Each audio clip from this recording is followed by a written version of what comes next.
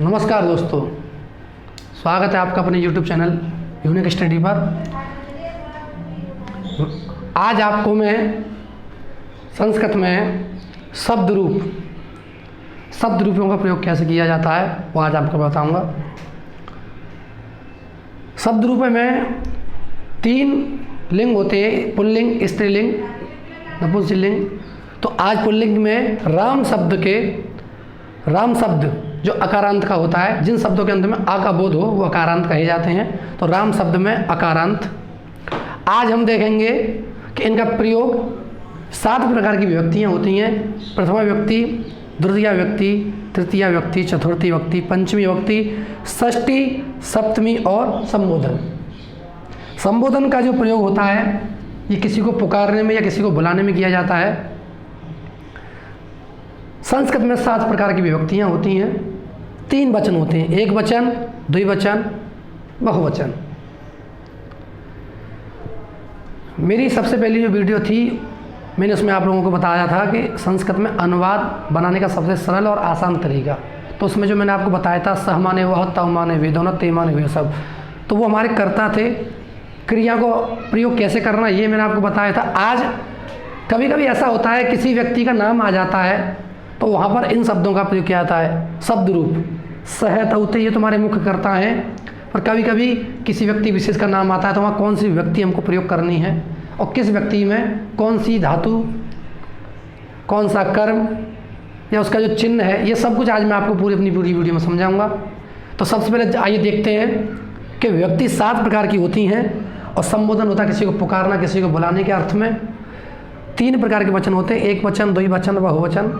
और सबसे पहले हम राम शब्द का प्रयोग करते हैं और यहाँ देखते हैं कि प्रथम व्यक्ति में राम होता है। रामः, रामौ, रामा, हा।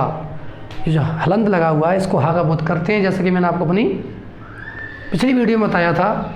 तो यहीं पर मैं इसके साथ साथ आपको जो कारक होते हैं उनके बारे में बताता जाता हूँ। प्रथमा व्यक्ति जो है कर्ता का बोध कराती है। कर्ता जो कार्य करने वाला है वही करता है। तो कर्ता का बोध जो हमें प्रथम व्यक्ति कराती है, ये मैं आपको अभी इसी स्टेप में आगे की श्रृंखला में बताऊंगा। उससे पहले आप मेरे साथ साथ दोहराएं और ज़रा ये समझने का प्रयास करें कि वो कैसे बोला जाता है, क्योंकि इनका प्रयोग बहुत महत्वपूर्ण बिंदुओं में किया जाता है। और ये राम शब्द जो है आपको मैं एक समझने की प्रक्रिया से आपको बता रहा हूँ। ध्यान रखना, जिन शब्दों के अंत में आ का बोध होता है, जैसे कि पुस्तक, नृप, ग्राम, विद्यालय, ये आदि जो शब्द हैं ऐसे जिन शब्दों में आ का बोध हो, अकारांत का, वो सभी राम की तरह चलेंगे। बालक, बालक, बालकहु, बालकाहा, बालकम, बालकु, बालकान। विद्यालय, विद्यालय, विद्यालयः, विद्यालयम, विद्यालय, विद्यालयान।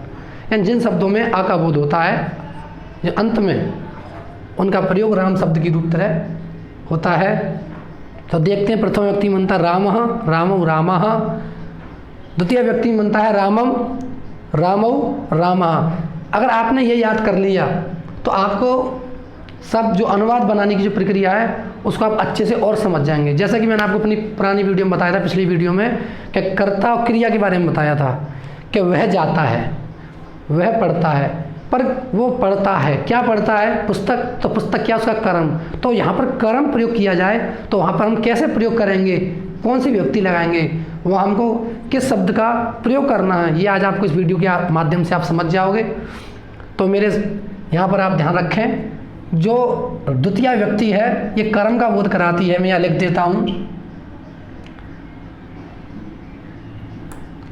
आप साथ साथ समझते जाइएगा। कर्ता, कर्म, इनके पहचान की जो विधि है वो भी मैं आपको बताऊंगा, पर आप यहाँ थोड़ा समझ लें इन दोनों को। तो जो कर्ता यहाँ प्रयोग किया जाता है वहाँ प्रथम व्यक्ति का ये राम, ये एक वचन में, ये द्विवचन में, ये बहुवचन में प्रयोग किया जाता है। कर्म में रामम, रामौ, रामान। तो कर्म में सदैव द्वितीय व्यक्ति का प्रयोग किया जाता है। याद रखना, कोई भी आप अनुवाद बनाते हो तो कर्म में द्वितीय व्यक्ति का प्रयोग होता है। ये आवश्यक नहीं कि वहाँ राम ही हो, वहाँ किसी और शब्द का भी नाम आ सकता है, पर यहाँ केवल आपको समझाने की प्रक्रिया से मैं आपको यहाँ बता रहा हूँ। तो द्वितीय व्यक्ति में रामम, रामौ, रामान, रामेण, रामाभ्याम, और यहाँ बनता है रामई। तृतीय व्यक्ति का बनता है रामेण, रामाभ्याम, रामई। चतुर्थी का प्रयोग जो होता है वो किसी के लिए, तो किसी के लिए कोई कार्य, जहाँ लिए यानी कि कोई कार्य हम किसी के लिए करते हैं, तो या कोई प्रयोग हम किसी के लिए करते हैं तो वहाँ चतुर्थी व्यक्ति का प्रयोग किया जाता है। यह भी मैं आपको अभी इसी श्रृंखला में बताऊंगा।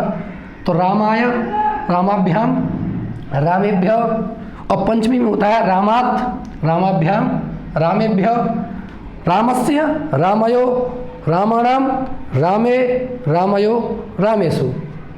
ये सप्तमी विभक्ति है। यहाँ में पर जो चिन्ह होते हैं उनका प्रयोग किया जाता है। अब आप ये कहेंगे हमको याद नहीं होगा, तो आपको सबसे पहले ये याद रखना है एक वचन, द्विवचन, बहुवचन, इन तीनों वचनों में किस शब्द का प्रयोग कहाँ किया जाता है। जैसे कि राम एक वचन का है, रामम भी एक वचन का है, रामायण एक वचन का है, रामा एक वचन का है। उसी प्रकार से द्विवचनों को याद रखना है और ये बहुवचनों को याद रखना है। आप पहले इसका एक स्क्रीनशॉट ले लीजिएगा और उसके बाद मैं आपको बताऊंगा कि आपको कैसे प्रयोग करना है। याद करने की जो तरीका है वो आपको मैं भी समझाता हूँ। अगर आप इसको एक बार समझने का प्रयास करें, क्योंकि मैं यहाँ करूँगा तो आप थोड़ा मार्क करूँगा इसको, तो आप समझ नहीं पाएंगे। थोड़ा समझ लें, इसका स्क्रीनशॉट ले लीजिए या समझ लीजिएगा, फिर मैं आपको बताता हूँ। जैसा कि मैं आपको बता रहा था, तो ये तो आपको याद करना ही है, राम, रामम, रामायण, ये तो आपको इसी श्रृंखला में चलना है। दूसरी श्रृंखला आपको ये याद रखनी है कि ये दोनों शब्द एक जैसे हैं। अगर आप इनको एक को याद किया तो आपको दूसरे को याद करने की आवश्यकता नहीं होगी। ऐसे द्विवचन में भी आप ये रामायण, रामाभ्याम, ये दोनों एक, तीनों एक जैसे हैं, और ये लास्ट के दोनों एक जैसे। तो 2, 3 और 2 7, 2 और 3 5 और 2 7, ये 7 जो विभक्ति हैं द्विवचन की आपकी पूरी याद हो जाएंगी। इसी प्रकार से आप यहाँ आते हैं तो रामः, रामम, रामम, रामई और रामेभ्य, ये दोनों एक हैं और ये अपने अलग अलग। तो कुछ शब्द ऐसे हैं जिनमें समान एक जैसे हैं, जैसे कि चतुर्थी का और पंचमी का, एक य का और ता का बहुत अलग है, बाकी सब एक लगभग एक जैसा है। तो आप इसको आसानी से याद कर सकते हैं। अगर आपने ये याद कर लिया तो मेरा विश्वास है आपको अनुवादों में बनाने में कोई समस्या नहीं होंगी। और मैं हमारी जो आगामी जो मेरी वीडियो है उसमें आपको मैं अनुवादों के बारे में ही समझाऊंगा, और जिसके आगे कुछ अभ्यास, उसके कुछ चैप्टर होंगे 1, 2, 3, और उन अभ्यासों के माध्यम से मैं आपको अनुवाद बनाना बताऊंगा, क्योंकि पुल्लिंग का, स्त्रीलिंग का, नपुंसकलिंग का कैसे कैसे प्रयोग करना है, तो ये मैं आपको अनुवादों में बताऊंगा। उससे पहले ये जानना आपको बहुत ज़रूरी है कि किस विभक्ति में किस शब्द का प्रयोग किया जाता है। तो इसको मैं यहाँ से हटाता हूँ।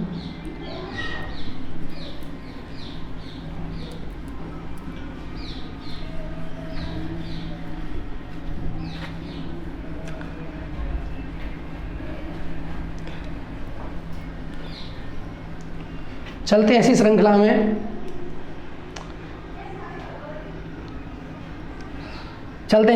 में। मैंने आपको बताया था कि अब मैं आपको बताता हूँ कारक।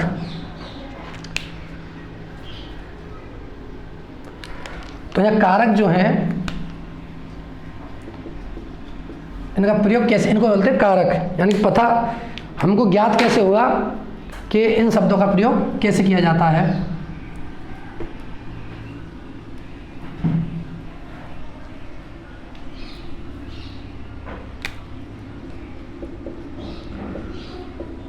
क्योंकि मेरा जो मुख्य उद्देश्य यही है कि आप लोगों को जल्दी से जल्दी संस्कृत समझ में आए और व्यर्थ की इन सभी चर्चाओं को ना करते हुए केवल ये सीखना हमको कैसे से जल्दी हम अपने अनुवादों को सीखें।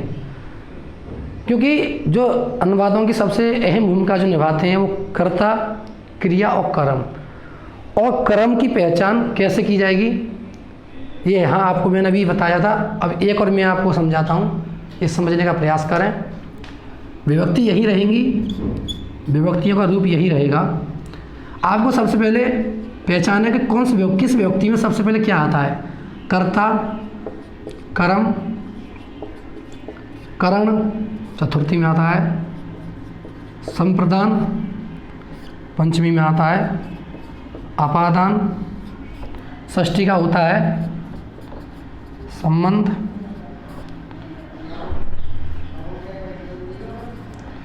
और सप्तमी का होता है अधिकरण। तो ये सबसे पहले कारकों के नाम हैं कर्ता, कर्म, करण, संप्रदान, अपादान, संबंध, अधिकरण।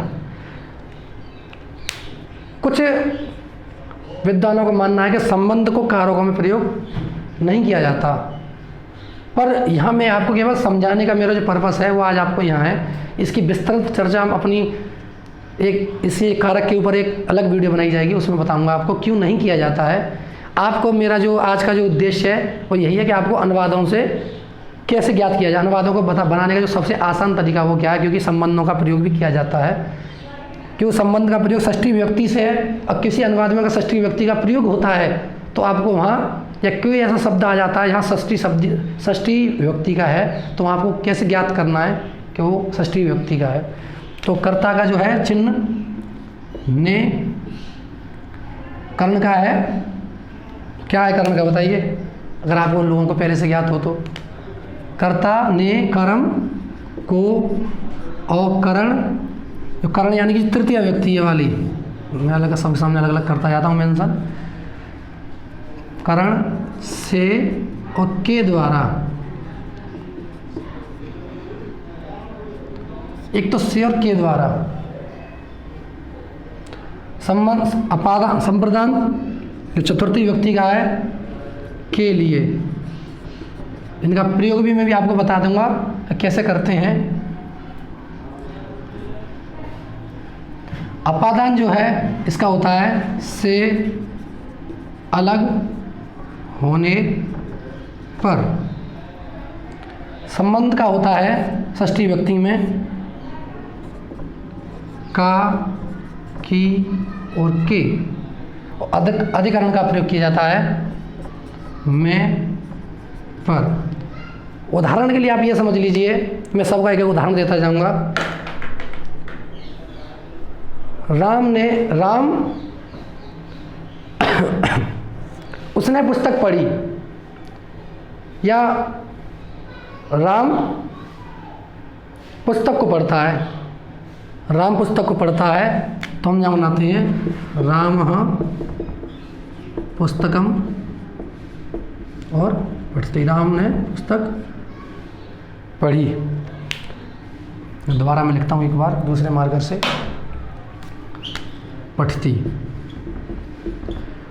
राम पुस्तकम पढ़ती। तो जो राम ने, तो राम तो एक वचन है, राम एक वचन है क्योंकि पुस्तक किसने पढ़ी थी, राम ने। तो राम ने, तो राम करता है, तो राम एक वचन हो गया प्रथमा व्यक्ति का। तो राम किसको पढ़ा राम ने, पुस्तक को। किसको पढ़ा, पुस्तक को। तो किसको पढ़ते हैं, कर्म। तो कर्म में कौन सी व्यक्ति होती है, द्वितीय व्यक्ति। सदैव याद रखना कर्म में द्वितीय व्यक्ति होती है। तो इसलिए राम ने जो है किसको पढ़ा था, पुस्तक को, इसलिए पुस्तकम द्वितीय व्यक्ति का एक वचन। राम ने बहुत सारी पुस्तकों को पढ़ा, तो राम तो कर्ता जो है, करने वाला एक है, उसने कितनी पुस्तकों पढ़ा कोई संख्या निर्धारित नहीं है। तो यहाँ बहुवचन का होता क्या, पुस्तकम पुस्तके पुस्तकानी। और पठती मैंने जैसा आपको बोध कराया था, कर्ता जिस पुरुष का जिस वचन का होगा, क्रिया भी उसी रूप उस वचन की होती है। जो पठती प्रथम पुरुष का एक वचन है क्योंकि ये प्रथमा व्यक्ति का एक वचन है। तो इन दोनों का मैंने अभी आपको करा दिया। करण के द्वारा, किसी के द्वारा कोई कार्य किया जाता है, वहां पे होता है जैसे कि वह गाय से दूध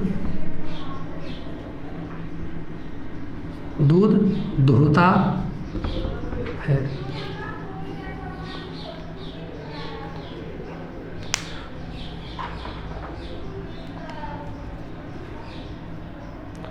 इसका उदाहरण यहाँ अलग, अभी मैं दोबारा बताऊंगा। इसका उदाहरण यहाँ लगेंगे, गाय से दूध दुहता है क्योंकि वो उससे अलग हो रहा है। और यहाँ आता है के लिए, नमस्कार करने में। नमस्कार जैसे आप वाच्य परिवर्तन पढ़ते हैं, वाच्य परिवर्तन उसमें जो होता है तो वहाँ पर तृतीय व्यक्ति का प्रयोग किया था करण का। और संप्रदान के लिए, राम के लिए नमस्कार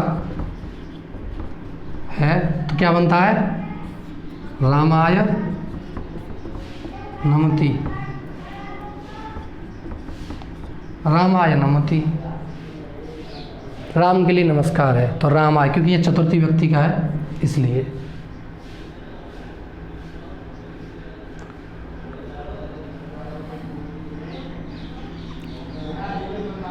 रामेण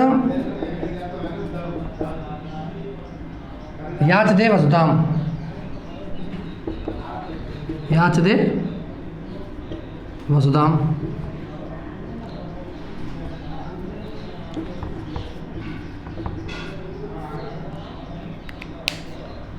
राम के द्वारा पृथ्वी को मांगा जाता है। ये मैं आपको केवल उदाहरण के तौर पर समझा रहा हूँ कि आप इसको समझने का प्रयास करें कि यह कारक चिन्हों की कितनी उपयोगिता रहती है। अब इससे एक और मैं बताता हूँ आपको पंचमी का अपदांश से अलग होने पर। तो यहाँ हम देखते हैं वह वृक्ष से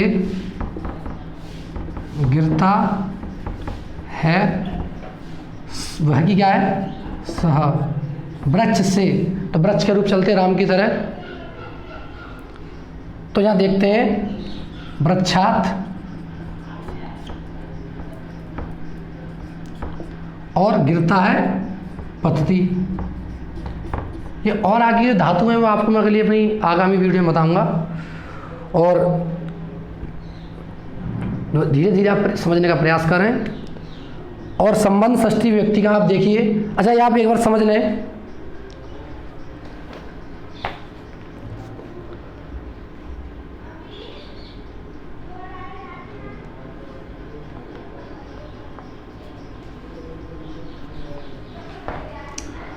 षष्ठी व्यक्ति का देखिए संबंध में का की के, और सप्तमी का भी है मैं पर। तो हम देखते हैं षष्ठी व्यक्ति का प्रयोग काकी के में किया जाता है और पंचमी का भी प्रयोग अलग होने में किया जाता है। जैसे कि तृतीय व्यक्ति का मैंने बताया था वासुदेव, रामायण वासुदेवस्तम, और एक और आता है तृतीय व्यक्ति का रामायण, रामायण हतो, रामायण बाणेन हतो बलि, रामायण बाणेन हतो बलि। तो इससे क्या है कि राम ने अपने बलि को मारा। किसके द्वारा? बाण के द्वारा। बाणेन हतो बलि, राम के द्वारा किसके? बाण के द्वारा बाली को मारा। तो किसी के द्वारा, किससे? बाण से, और किसके द्वारा? राम के द्वारा। तो यह तृतीय व्यक्ति का प्रयोग किया जाएगा। चतुर्थी का मैंने आपको बता दिया, पंचमी का बता दिया, षष्ठी का एक और समझ लीजिए।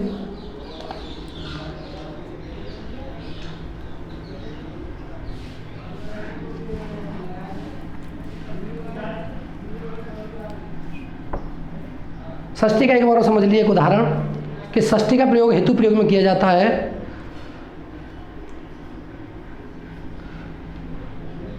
छात्र, यहाँ पे थोड़ा जगह का अभाव है यहाँ इस ब्लैक बोर्ड में, यहाँ मैं आपको समझाता हूँ। छात्र अध्ययन के लिए,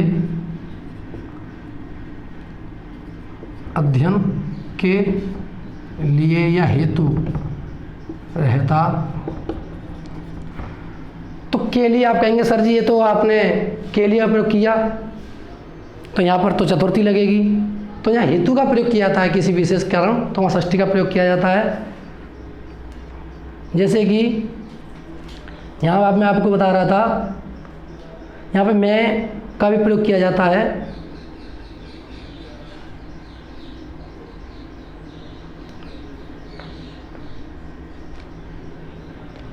और या फिर ऐसे कहेंगे वह अन्न के कारण रहता है, या दोनों ही हैं। अगर आप कारकों का प्रयोग मैं आपको अपनी अगली वीडियो में बताऊंगा, तो यहाँ समझने का प्रयास करें। के लिए जो है हेतु और का प्रयोग जो किया जाता है उसमें षष्ठी का प्रयोग किया हो जाता है। वह सह अन्नस्य कारणात्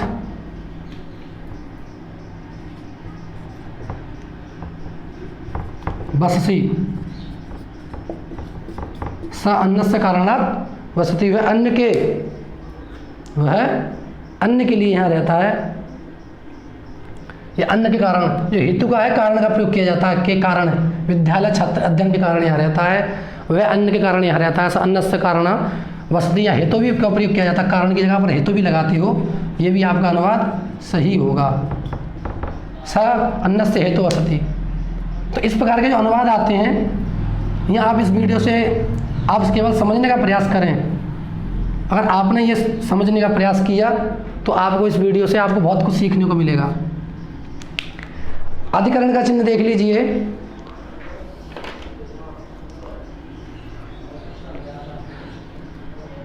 मैं पर होता है, इसमें हम बनाते हैं गंगा जो है सभी नदियों में श्रेष्ठ है, आप ऐसे ले सकते हैं, या यूँ कह सकते हैं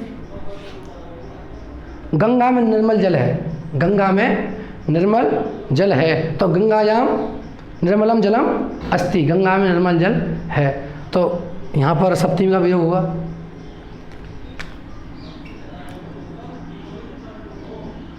राम विद्यालय में है, आप ऐसे करके ले सकते हो। तो राम एक है, एक वचन, तो यहाँ आएगा राम विद्यालय में, तो यहाँ क्या आएगा विद्यालय, और है का अस्ति आएगा। जितना यहाँ प्रयोग किया गया है इनका आपको अगली वीडियो में आपको सब समझने मिलेगा। आप केवल ये समझने का प्रयास करें कि कारक चिन्हों में अगर ये चिन्ह आते हैं, और ये चिन्ह कभी स्पष्ट रूप से कभी नहीं आते, इनको केवल समझने का प्रयास किया जाता है कि कर्ता ने कर्म को कर्ण से के द्वारा संप्रदान के लिए अपादान से अलग होने पर और संबंध काकी के अधिकरण में पर। अब आप ये कहेंगे सर कि कुछ शब्द ऐसे होते हैं, मैं आपको आज फिर इस वीडियो में समझा रहा हूँ। आज मेरी वीडियो का मतलब था केवल आपको कारकों के बारे में समझाना। जो अगली जो मेरी वीडियो होगी, जिनको मैं आपको बता चुका हूँ पहले कि मेरी एक कारक के ऊपर एक अलग से वीडियो होगी, उसमें कुछ धातु ऐसी होती हैं जहाँ पर अगर कारक चिन्ह कोई भी क्यों ना हो, वहाँ फिर भी द्वितीय व्यक्ति का प्रयोग किया जाता है। दुहु, याच, पच, दंड, रुद्र, प्रच, ची, ब्रू, सा, जी, मुँह, वश, नी, हृस्क, स्वहाम, ये कुछ प्रकार की जो धातुआँ हैं, द्विकर्मक धातु जिनको कहते हैं, इनमें सदैव द्वितीय व्यक्ति का प्रयोग किया जाता है। तो इसलिए संस्कृत को पूरा समझने से पहले आपको मेरी जो वीडियो हैं, जो मैंने अभी 2 वीडियो डाली थी, आप उनको समझने का प्रयास करें। और ये जो मेरी वीडियो है इसमें आपको मैंने विभक्ति, वचन और राम शब्द रूप जो बताए थे, राम शब्द रूप की तरह आप बालक के विद्यालय के पुल्लिंग शब्द के जो आकारांतिक शब्द हैं, जिन शब्दों के अंत में आ का बोध होता है, वो सब राम की तरह चलेंगे।